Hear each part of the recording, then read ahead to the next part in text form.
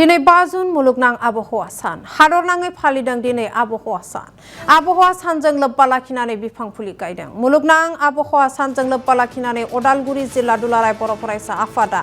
500निबो बांसिन दंफां फुलि गायदों आरो रौतानि लालपुलाव थानाय बड'लेण्ड मुभमेन्ट मेम'रियेल माइलस्टनआव एबसुनि गोबां बिबानगिरि आरो ओनसोलनि मेलेमजिबि बिथांमोना 500निबो बांसिन दंफां फुलिखौ गायो आरो दंफां गायनाय आबहावाखौ गोग्गो खालामनाय आरो बुहुमखौ रैखाथि संरैखा खालामनाया 5 जुनल' जानो नाङा होननानै बिबुंथि एबसुनि बारग' आफादगिरि दिपेन बर'नि आरो दंफां फुलिखौ गायजेनो एबसुनि बारग' आफादगिरि बड'लेण्ड मुभमेन्ट मेम'रियेल माइलस्टन सामलाय आफादनि मासिगिरि दिपेन बर' बिथाङा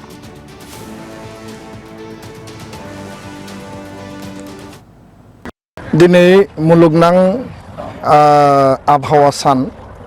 आरो बे वर्ल्ड एनभायरनमेन्ट डे जों लोब्बा लाखिनानै रौता बे लालपुलनि सर्बहेरुआव थानाय बड'लेण्ड मुभमेन्ट मेम'रियेल जे माइलस्टन बेयाव थिनानै दोननाय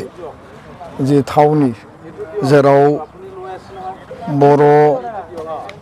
माहारिनि मोनसे सेन्टिमेन्ट आरो बर' माहारिनि बड'लेण्ड आन्दलनजों सोमोन्दो थानाय बड'फाया जेराव आलादा रायजो दाबिनानै रौतायाव बिबान लानानै बिथाङा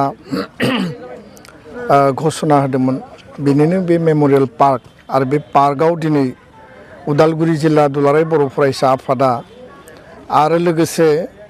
मोनस्नि दख'रा आफादा ज' लोगो नांनानै बड'लेण्ड मुभमेन्ट मेम'रियेल माइलस्टन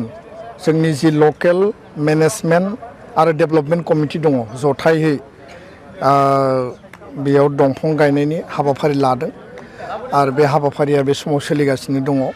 जों बयबो मिथिगौ जे प्रत्येक बोसोराव 5 जुनखौ इन्टारनेसनेलि बेखौ बयबो